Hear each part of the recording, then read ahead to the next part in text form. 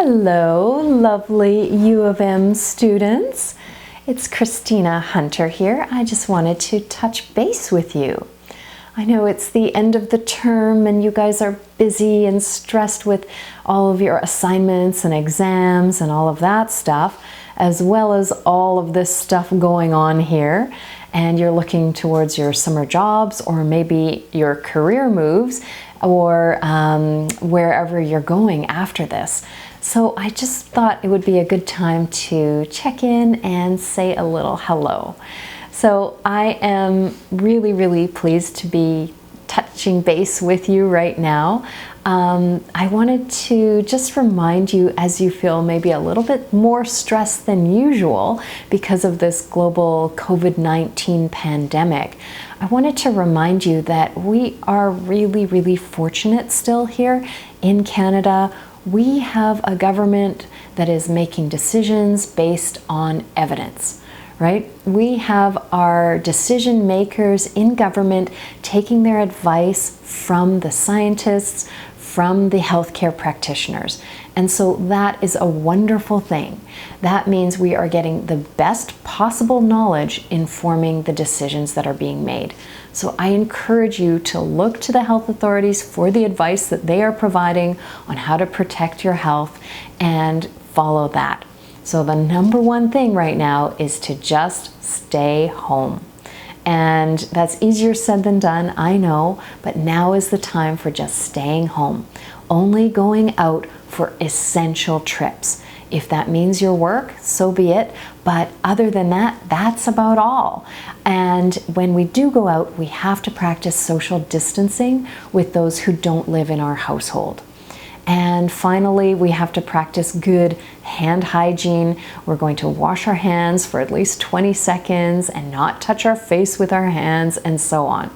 So keep that in mind to keep yourself healthy and safe.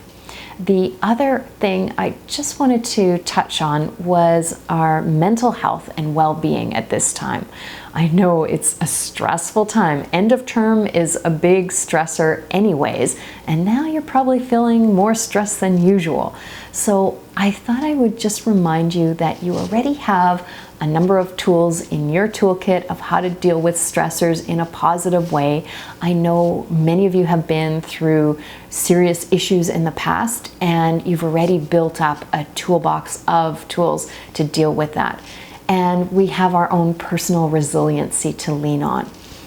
But there are things that we can do right now to foster that, to make ourselves even more resilient based on our experiences now. So I think that's a good thing for us to think about in terms of what we can do for caring for our mental health right now. One of the best things that we can do is to just live in the moment, not to dwell on the past or to worry excessively about the future. Things that are out of our control are not things that we should be spending our mental time and energy on. We know if we are going to let ourselves always think about catastrophizing in terms of what could happen, then we are just forging that pathway in our brains. So it's really important to remember when you are asked about a vacation or how the term went, it's kind of hard to describe it, right? You will often say, oh, it's a bit of a blur. That's because we don't experience our lives in big chunks like that. We really experience our lives moment to moment, right? And isn't that a great thing? That means if we work on this moment right now, we have the opportunity to stack small good moments upon small good moments. And that is a really wonderful thing to do right now and to remember for the future. So I really would like for you to think about habits as being things that really accumulate to create your entire life. And first of all, I'd love for you to think about habits of the mind. And habits of the mind are really important because of that neuroplasticity. We know that our brains are always rewiring themselves based on the pathways that we send the neurons down. So if we are always thinking about catastrophes that could happen in the future, our brains will be more likely to go down those pathways. So we know that from neuroscience. So it's really important right now to prevent that from happening. We really want to give our minds calm and present things to focus on, rather than to go down that path of focusing on things that we can't control and things that are in the future. So think of that as something, a really important thing that you can do right now is to work on living in the moment. And there's a really beautiful philosophy around this that was summarized by the author Stephen Covey. And he summarized the philosophy of Viktor Frankl. And he's a Holocaust survivor who wrote a wonderful book called Man's Search for Meaning. And that summary of that philosophy is that between stimulus and response, there's space. And in that space is our power to choose our response. And in our response lies our growth and our freedom. Isn't that incredible? When you think about that, it has nothing to do with our circumstances. It has everything to do with taking a pause in between the circumstance and our response. Right? So we can think about that as having real freedom, the freedom to choose how we wish to respond. And therein lies our growth. So we already have this power to choose. We can choose to stay home. We can choose to be in the service of others right now or in our careers in the future. We can choose to be compassionate, especially with those around us who might be feeling stressed and anxious over the situation. Author Margaret Drabble said, "When nothing is certain, everything is possible." So, isn't that amazing? When we think about everything as being possible, that's great. What if we take this opportunity right now, this pause, this space, to spend a little bit of time to reflect on who we are, what we value, and how we can live our best lives.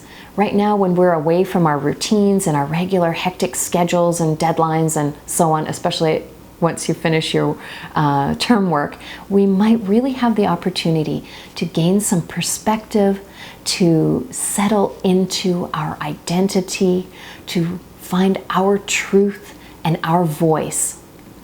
There's a lovely poem about this by the American poet Mary Oliver. And it's in this book, 1,000 Mornings. And this poem I'd like to read to you is called The Mockingbird.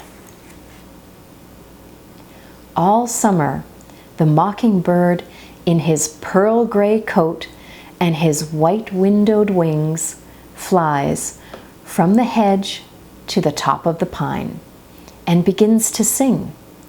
But it's neither lilting nor lovely, for he is the thief of other sounds, whistles and truck brakes and dry hinges, plus all the songs of the other birds in his neighborhood, mimicking and elaborating. He sings with humor and bravado, so I have to wait a long time for the softer voice of his own life to come through. He begins by giving up all his usual flutter and settling down on the pine's forelock and then looking around as though to make sure he's alone.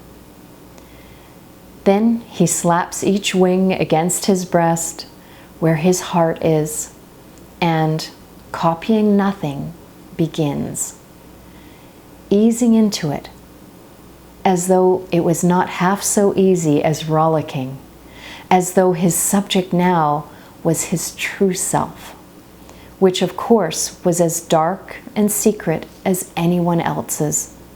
And it was too hard, perhaps you understand, to speak or to sing it to anything or anyone but the sky. So, I was hoping that you could consider taking this moment, this pause, as a time to settle in and find your voice and bring that to the world. I know you have so many talents and skills and gifts to give the world, and the world really needs this. The world needs your talents and your gifts. It needs it now, and it needs it going forward into the future. And so I really encourage you to use this time to find your talents and your gifts and your voice to bring that into the world. How can we do this? Habits of the mind I talked about, but I also want to mention 2 other habits. We can create habits around how we respond to things. By deciding in advance how we want to respond, we can do better on a day-to-day basis. And then finally, habits around daily routines. And it sounds simple, but it is a great way to live the life that you want to live, creating a framework for putting all the things in that you want to have in your days. So you already know what those things are, those healthy and good things, those things that are really feeding you in a positive way. And there's all the evidence behind it, right? It means exercising and eating right and sleeping well and meditation or some mindfulness. And that can be just as simple as mindfully appreciating while you're eating a fruit that you enjoy. Or it can be a few moments of meditation using an app like Headspace or Calm or a YouTube video or whatever it is. But those are really, really good things for your mind and for your body. So I really encourage you to create daily habits around a routine that has those things built into it. All right. So finally, I have a little quote from Deepak Chopra, and he says, "When you make a choice, you change the future." Remember, we have the power to choose right now and to choose to create the future that we want. All right. That's all for now from me, but please stay in touch with me. I know you're on my website right now, so you know there are a whole bunch of other resources there. Just click on the resources tab, and I've got one called 101 Ways to Flourish during social isolation or social distancing, I should say. And I have a podcast. It's called Live Well Green. And so you can find that wherever you get your podcasts, or you can find it right on my website. And I just really encourage you to be well during this end of term. And I wish you all the best in your futures for this term, for the summer, and for your future careers. I know you have so much to offer, and I really can't wait to see what you're going to do. Please feel free to be in touch with me. My email address is hello@KristinaHunterFlourishing.com. That's Kristina with a K, but I think you know that. All right, that's all for now. I really wish you well, and I look forward to seeing you in person. Bye for now.